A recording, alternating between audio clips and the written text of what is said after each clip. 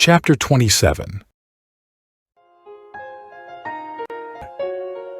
Boast not thyself of tomorrow, for thou knowest not what a day may bring forth.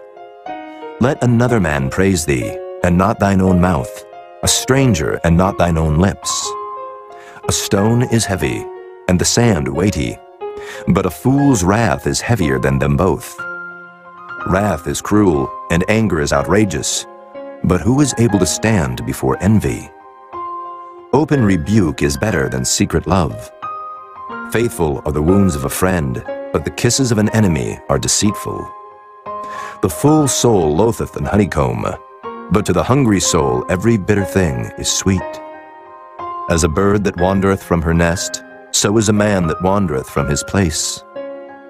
Ointment and perfume rejoice the heart, so doth the sweetness of a man's friend by hearty counsel.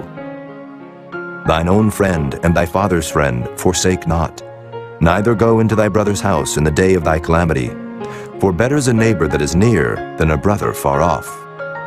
My son, be wise and make my heart glad, that I may answer him that reproacheth me. A prudent man foreseeth the evil, and hideth himself, but the simple pass on and are punished. Take his garment that is surety for a stranger, and take a pledge of him for a strange woman. He that blesseth his friend with a loud voice, rising early in the morning, it shall be counted a curse to him. A continual dropping in a very rainy day, and a contentious woman are alike. Whosoever hideth her hideth the wind, and the ointment of his right hand which bewrayeth itself. Iron sharpeneth iron, so a man sharpeneth the countenance of his friend. Whoso keepeth the fig tree shall eat the fruit thereof, so he that waiteth on his master shall be honored. As in water face answereth to face, so the heart of man to man. Hell and destruction are never full, so the eyes of man are never satisfied. As the fining pot for silver and the furnace for gold, so is a man to his praise.